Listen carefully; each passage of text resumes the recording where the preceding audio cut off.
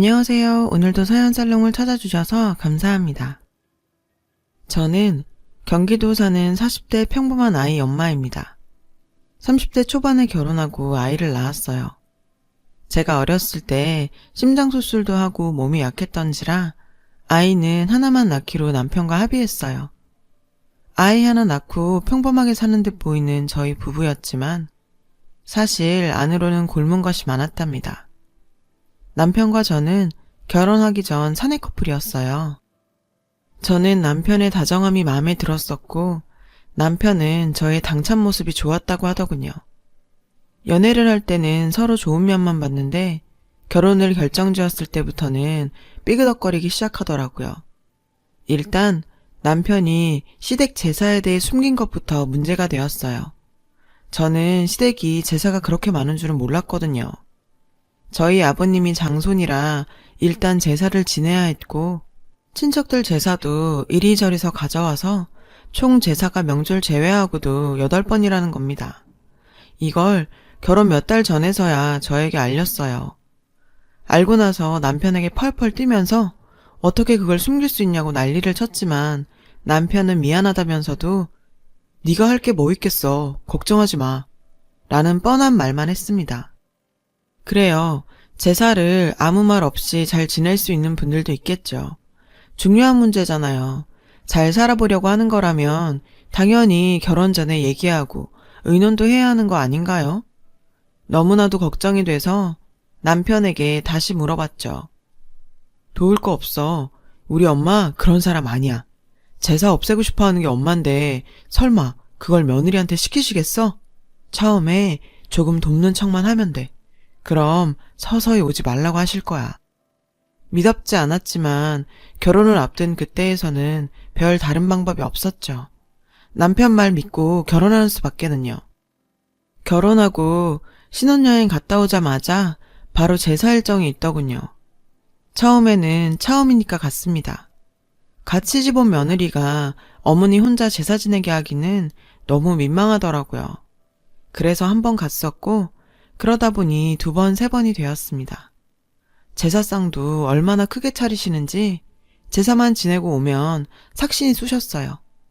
1년 정도 제사를 돕다가 더 이상 못하겠다고 손을 들었죠. 남편에게 통보를 하자 남편이 시어머니께 전달했고 즉각 시어머니께서 저에게 전화를 하셨어요.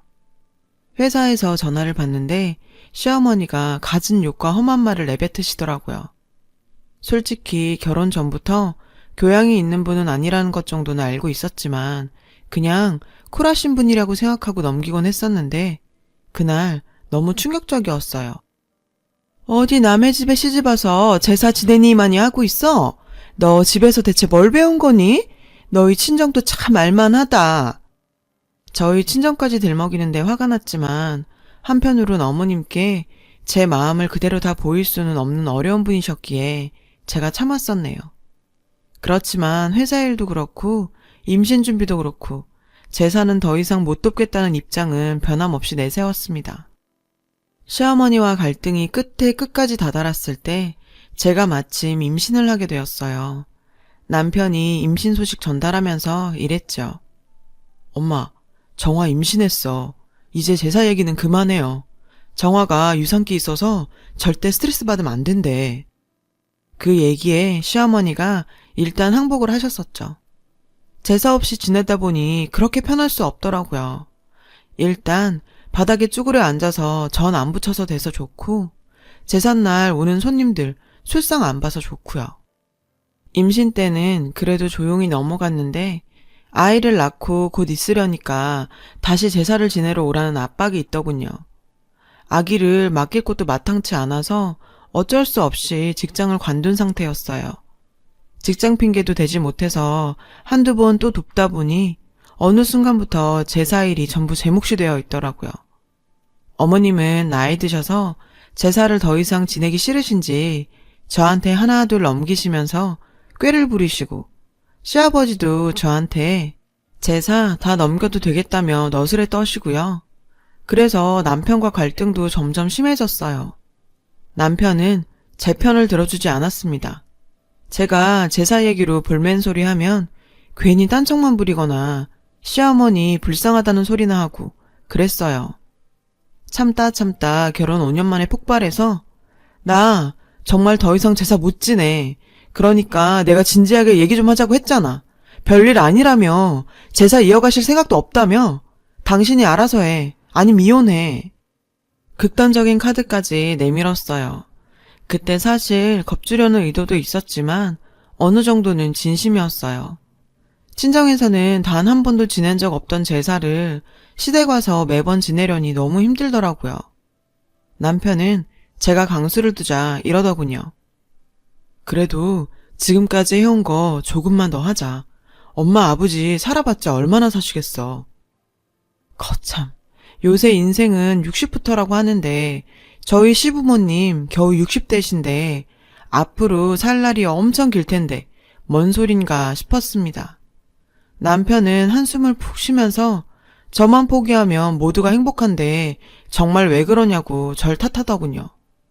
남편인지 남의 편인지 꼴도 보기 싫더라고요. 그렇게 한동안 갈등을 하고 있는데 어느 날 남편이 술에 잔뜩 취해 집에 왔습니다. 깜짝 놀랐죠. 남편은 술을 잘하는 사람이 아니거든요. 그리고 다음날 회사도 가지 않고 계속 침대에서 뭉개더라고요. 도대체 무슨 일인가 해서 남편에게 추궁을 했습니다. 도대체 무슨 일 때문에 이렇게 술을 많이 먹은 것이며 회사는 안 가도 되는 거냐고요. 그랬더니 남편이 한숨을 푹 쉬면서 저에게 진실을 고백했습니다. 사실 말이야, 나 주식했어. 그 얘기를 듣는데 멍해지더라고요. 저는 전혀 상상도 못했던 일이었거든요. 그렇지만 침착하게 물었죠. 얼마나 했는데? 전 사실 몇백 정도 잃었겠거니 생각했는데 남편이 말을 계속 머뭇머뭇 못하더군요. 제가 공인인증서 있으니 다 뒤져보겠다고 협박한 끝에 남편이 밝힌 액수는 가히 충격적이었습니다. 처음에 회사 동료가 주식 소스 있대서 그거 우리 모아둔 돈 5천으로 시작했는데 그게 2억이 돼버렸어. 5천 잃고 1억 5천은 대출. 미안해 여보, 정말 내가 죽일 놈이야. 그 얘기를 듣는데 정신이 아득해지는 것 같았습니다. 세상에 2억이라니요. 5천 모으기도 정말 힘들었는데 2억을 잃었고 그중 대출이 1억 5천이라니요. 어떻게 저 몰래 그런 일을 할 수 있느냐.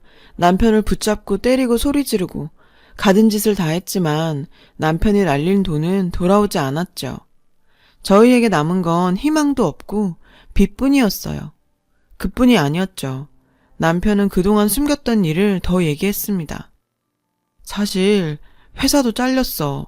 동료들한테도 손을 벌렸었거든. 그게 좀 꼬여서. 결국 회사에 사직서 냈어. 지금은 일구하려고 하는 중이야. 전 몇 날 며칠을 울고 통곡하다가 간신히 정신을 차렸습니다. 남편은 제 옆에서 죽은 듯이 지냈죠. 회사도 잘려서 나갈 데도 없어서 저 스스로도 잘못한 건 아는지 집에서 죄인처럼 지냈는데 그 꼴이 얼마나 보기 싫던지요. 어쨌든 아이는 키워야 하고 이혼 생각 수만 번 했지만 아이 생각에 차마 그렇게 할 수 없었어요. 남편의 잘못을 한 번의 실수라 생각하고 제가 한 번은 넘어가기로 했습니다. 그런데 넘어가는 건 그렇다 치고 문제는 돈이었어요. 남편도 더 이상 감당이 안 되니 저한테 말한 것이긴 한데 저도 비상금 1,000만 원 숨겨뒀던 거 빼고는 돈이 없었거든요. 5천 날린 거야 그렇다 치고 1억 5천 대출을 당장 갚아야 하는데 생각을 아무리 쥐어짜내도 달리 빌릴 곳이 친정, 시댁밖엔 없더라고요. 결국 친정에 염치 불고 전화해서 사정 알렸더니 당장 집으로 오라고 하시더군요. 저희 부모님 예전에 주식에 대인 적이 있어서 남편 호되게 꾸짖으셨어요. 그동안 사위 귀하다며 한마디 안 하셨던 분들인데 이번엔 달랐죠. 남편은 눈물로 빌고 결국 저희 부모님도 이렇게 된 거 교훈 삼아 살라는 말과 함께 노후 자금으로 갖고 계시던 1억을 내놓으셨어요. 차차 갚으라고 하셨지만 저한테는 받을 생각 없다고 하시더라고요. 그렇게 친정의 도움을 받았지만 5천을 해결해야 했습니다. 이젠 시댁이었죠. 이렇게 거지같이 돈 얻으러 다니는 거 너무너무 자존심 상하지만 시댁에서 설마 아들 문제인데 외면하진 않을 것이라 생각했어요. 전화로 대강의 상황 말씀드리니 역시 시부모님들도 크게 놀라시고 저희를 당장 오라고 하시더군요. 아이는 친정에 맡겨두고 저희 부부만 시댁으로 갔습니다. 시댁 가니 시부모님들이 한숨 푹푹 쉬시면서 인상을 쓰고 계시더라고요. 저희가 앉으니 대뜸 저한테 이러시더군요. 넌 얘가 이렇게 하도록 뭘 한 거냐? 어이가 없었습니다. 저 몰래 저지른 짓이고 남편이 원해서 경제권도 남편에게 다 줬던 것인데 제가 뭘 어쩐다고요. 화가 났지만 부부이니 저도 같이 죄인처럼 그냥 듣고만 있었습니다. 아휴, 남자는 여자하기 나름이야. 집에서 그런 관리나 해야지. 도대체 넌 뭐라고 지내는 거니? 그렇게 시어머니 시아버지께서 연타로 잔소리를 날리시는데 제 정신이 혼미해졌지만 그래도 꾹 참았습니다. 오죽 속상하시면 그럴까 싶은 마음도 있었어요. 아들 탓하긴 싫으니 며느리 탓하시는 것이었겠죠. 어쨌든 한바탕 잔소리가 끝난 후 본격적으로 돈 문제에 대해 상의를 하게 되었습니다. 그래, 얼마나 필요한 거야 대체? 시아버지가 거두절미 이렇게 말씀하시길래 제가 얼른 말했어요. 저희 친정에서 1억은 어떻게 도와주셨는데 앞으로 5천이 더 필요해요. 당장 이 직장도 없고 빚이라도 갚아야 다른 일이라도 시작할 것 같아요. 저희 친정 부모님은 한바탕 야단을 크게 치시긴 했어도 그날로 바로 1억을 내주셨는데 시댁에선 의외로 며칠 기다려봐라, 생각 좀 하자 라고 하시더군요. 오는 길에 남편도 면목 없는지 고개 푹 꺾고 있고 저는 한숨만 몇 번을 내쉬었어요. 하나 있는 아들인데 좀 도와주시지 하는 생각이 들었거든요. 그래도 설마 외면하시진 않을 거란 믿음이 그때까진 있었어요. 그런데 며칠 후 저희를 다시 부르시더니 시어머니께서 또 단도직입적으로 제안을 내세우셨어요. 좋아, 너희한테 5천은 빌려줄 수 있어. 대신 조건이 있다. 조건이 뭔데요, 어머니? 너 그동안 우리 집 제사 등한시했지? 이게 다 네가 조상 모시는 거 귀찮아해서 일어난 건지도 모르는 거야. 우리 제사 너희가 가져가고 정성껏 지내는 조건이라면 우리가 5천 주마. 어이가 없더군요. 이렇게 급박한 상황에 제사 타령이라뇨. 남편은 멍청하게 저만 보고 있더라고요. 보니까 다들 저한테 키를 던지고 결정해라 하는 상황이었네요. 할 말은 많았지만 다시 일어나기 위해선 어쩔 수 없이 그 제안을 받아들일 수밖에 없었어요. 결국 제사 제가 다 지내는 조건으로 시댁에서 5천을 지원받게 되었네요. 집에 오는 길에 정말 내가 무슨 잘못으로 이렇게 살아야 하나 심란 했었어요. 그래도 일단 남편과 같이 극복하기로 한 마당에 여러 소리 안 하기로 했어요. 제사는 지내는 거고 남편은 빨리 일을 구해보라 했습니다. 다행히 취업이 잘 되는 직종인지라 남편은 2달 만에 취업을 했습니다. 그런데 그 회사가 워낙 작고 주먹구구식이라 남편의 일이 엄청 많더군요. 남편은 아침 일찍 나가 12시 넘어 들어오는 일도 잦았어요. 그렇다 보니 결국 모든 제사일은 제 몫이 되었어요. 저희 시어머니는 저에게 제사를 넘긴 후 친척들을 모두 저희 좁은 집에 모이게 통보를 하셨죠. 제사 준비는 전혀 돕지 않으시더군요. 친척분들도 와서 절이나 하지 저 도울 생각은 전혀 없었고 상 차리는 건 모두 제 몫이고요. 너무 힘이 들어서 한 번은 전을 좀 구입했어요. 그랬더니 먼 친척 큰어머니 뻘 되시는 분께서 삐죽하니 부엌에 있는 포장지를 이리저리 뒤져보시더니 그 길로 저희 시어머니께 이르시더군요. 시어머니는 난리치셨죠. 정성껏 제사 지낸다고 5천 가져가 놓고 이제 와서 전을 사서 제사를 지낸다고 갖은 험한 말을 쏟아내셨어요. 제사에 관한 한 집안 어른들 모두가 감시자셨어요. 1년에 한두 번이면 저도 정성을 다하겠지만 그게 아니라 1년에 10번 가까이 되는데 어떻게 매번 정성스레 하겠어요. 그런 말을 시어머니께도 했지만 요지부동이셨죠. 원래도 손수 다 해야 한다고 하시던 분이기도 했고 저희에게 그 5천만 원 주시고 나서는 더욱 의기양양하셔서 저에게 제사상 요구를 당당히 하셨어요. 남편은 제사했을 때도 바쁘단 이유로 얼굴만 비추고 절만 하거나 아니면 와서 쓰러져 자기 일수였고 손님들 가시고 나서 치우는 것도 모두 제 몫이었어요. 그래도 꾹꾹 참으며 산 것은 그렇게라도 살다 보면 돈도 모으고 아이도 키우고 그렇게 남들 사는 것처럼 살게 되리라는 희망 때문이었습니다. 그런데 어느 날 시댁에서 온 전화 한 통으로 그 희망이 산산이 부서졌어요. 다급한 목소리로 시어머니께서 전화가 오셔서는 이러시더군요. 예, 저번에 가져간 5천 당장 갚아야겠다. 내가 갯돈을 다 떼어먹히고 지금 돈이 급하게 필요한데 너희 돈 있지? 기가 막혔습니다. 제가 돈이 어디 있겠어요. 저희 친정은 1억을 주고도 아무 말 안 하시는데 그 5천 주고 생색이란 생색은 다 냈으면서 이제 와서 당장 내놓으라는 게 너무 어이가 없었어요. 물론 돈 모으면 정말 바로 갚을 생각이었어요. 하지만 남편이 사고친 지 얼마 되지도 않았는데 돈이 어디 있겠어요.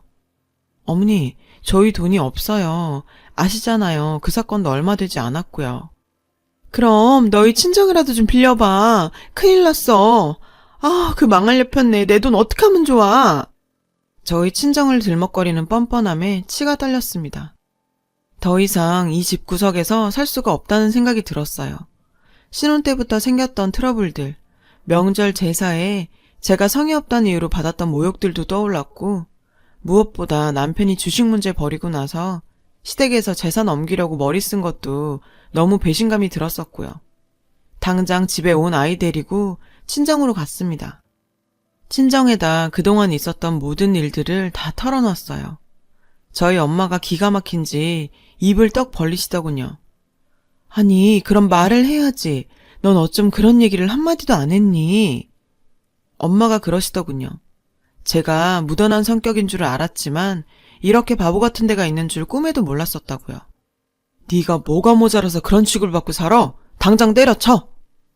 흥분하던 엄마 옆에서 계속 듣고만 계시던 아빠가 조용히 그러시더군요. 그런 집에서 더 이상 고생할 것 없다. 안 그래도 너한테 말하려고 했는데 이제 너 그렇게 살지 않아도 남부럽지 않게 잘 살 수 있어. 아빠, 그게 무슨 소리야? 저희 친정도 시댁보단 사정이 낫지만 그냥 평범한 서민집인데 남부럽지 않게 산다는 게 무슨 뜻인가 했어요. 그랬더니 엄마가 슬그머니 미소를 띠시더라고요. 너희 아빠 왜 전에 동창들이랑 지분 나눠서 10명이서 땅 사뒀던 거 기억나지? 그때 내가 엄청 뭐라고 했었잖아. 그런 땅을 왜 사냐고. 그런데 이번에 그 땅 재개발돼서 10명 다 떼부자 되게 생겼어. 알아보니 거의 확정적이더군요. 아빠가 고등학교 동창회 나가는 데에서 땅 부자 아저씨가 있었는데 그 아저씨 추천으로 10명이서 합심해서 10%씩 지분을 둬서 샀던 땅이 대박이 난 겁니다. 꿈인가 생신가 싶더군요. 안 그래도 제가 너무 어렵게 사니 엄마 아빠가 이혼 얘기가 목구멍까지 차올랐는데 책임져 줄 수 없어서 못했단 말이었다고 하더군요. 그런데 우리 돈도 있겠다. 더 이상 너 그런 데다 못 두겠다. 어서 그만둬. 그렇게 모든 일은 순식간에 정리됐습니다. 이를 새까맣게 모르는 시댁에서는 저희에게 5천을 내놓으라고 계속 독촉을 하더라고요. 그 과정에서 남편이 보인 태도도 실망스러웠죠. 우물쭈물대면서 저기 장모님 장인어른께 한 번만 더 얘기해보자. 이러더군요. 사실 같이 살아온 정이 있어 이혼 생각은 제고하고 있었는데 그 말을 들으니 남은 정이 뚝 떨어졌어요. 남편에게 더 이상 못 살겠으니 이혼하자고 했습니다. 제사도 싫고 빚도 싫고 시댁에 독촉도 싫다고요. 남편은 처음엔 매달렸지만 나중에는 오히려 배짱을 부리더군요. 네가 가면 어딜 가서 뭘 해먹고 살겠냐? 그래, 이혼해봐라. 그래야 우리 집 귀한 거 알지. 뻔뻔한 태도에 제가 정말 한 번은 복수를 하기로 결심했습니다.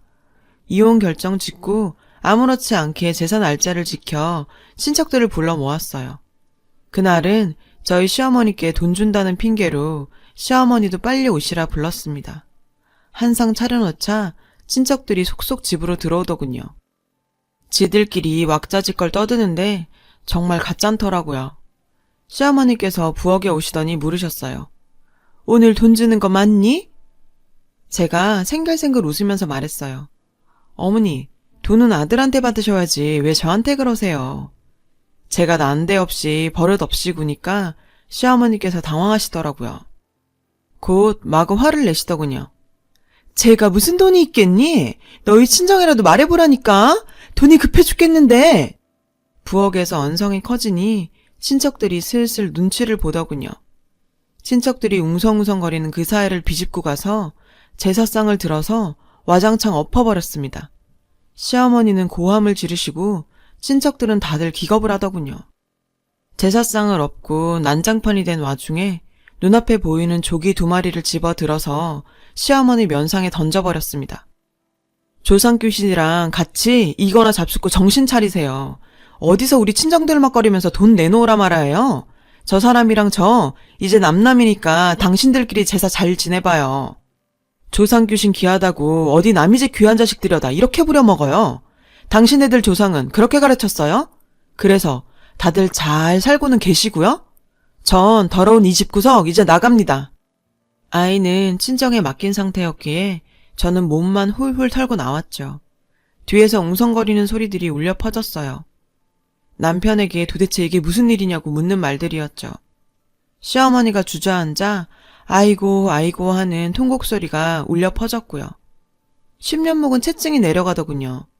그 이후 이혼하고 남편이 어디서 들었는지 저희 집 소식 듣고 찾아와서 싹싹 빌더군요. 시어머니가 많이 반성하니 돌아오라고. 제발 돌아오라 주절주절 대더라고요. 듣기 싫었어요. 제가 웃으면서 쏘아붙였죠. 우리 부모님 돈이나 갚아. 1억이나 가져간 거 언제 갚을 거냐고. 그 얘기를 하니 얼굴이 하얗게 질리더군요. 1억이란 돈이 어딨겠어요. 혼자 중얼중얼 거리더니 주랭랑 치더군요. 맘 같아선 그 돈도 받아내고 싶지만 돈 갚을 능력도 안 되는 인간이기도 하고 저희 부모님이 저 받아주셨던 돈이니 잊으라고 하셔서 일단은 참았어요. 언젠가라도 다시 귀찮게 하면 그 1억도 반드시 받아낼 생각이에요. 돈 안 받는 대신 시댁 남편으로부터 자유롭게 편하게 산다고 생각하려고 합니다. 저는 요새 아이 키우면서 엄마 아빠 그늘에서 편하게 살고 있어요. 친정 부모님께 죄송한 생각이 많이 들지만 그래도 일단 시댁에서 탈출한 것이 너무 좋습니다. 제가 보답할 길은 엄마 아빠께 어떻게든 잘 살아서 아이 잘 키우면서 효도하고 사는 거 그것뿐인 것 같네요. 제 이야기를 들어주셔서 고맙습니다. 들어주신 여러분도 행복하세요. 여러분, 사연 댓글에 응원과 현명한 조언 부탁드려요. 좋아요와 구독은 저에게 큰 힘이 됩니다. 오늘도 좋은 일 가득하세요.